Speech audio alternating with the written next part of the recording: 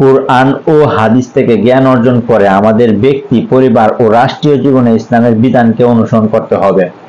মোবারক হোসাইন, বাংলাদেশ জামাত ইসলামী কেন্দ্রীয় নির্বাহী পরিষদ সদস্য ও যশোর কুষ্টিয়া অঞ্চল পরিচালক জনাব মোবারক হোসাইন বলেন, তৃণমূল সংগঠন হলো সংগঠনের মূল চালিকা শক্তি। তৃণমূল সংগঠন থেকেই নেতৃত্ব ও জনশক্তি তৈরি হয়।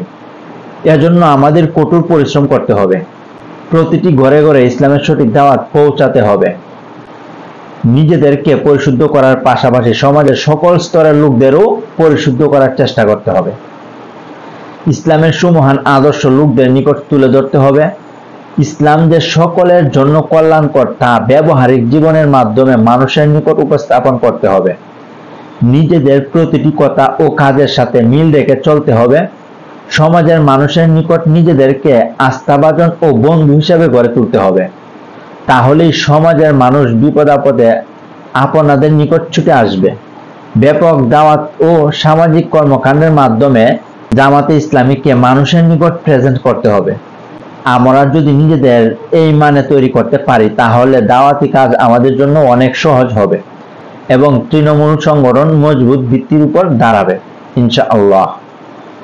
তিনি আরো বলেন, ইকামাতের দিনের কাজ করা প্রত্যেক মুসলমানের উপর ফরজ। এর মাধ্যমে দুনিয়া ও আখিরাতের সফলতা অর্জন করা সম্ভব। কুরআন ও হাদিস থেকে জ্ঞান অর্জন করে আমাদের ব্যক্তি, পরিবার ও রাষ্ট্রীয় জীবনে ইসলামের বিধানকে অনুসরণ করতে হবে।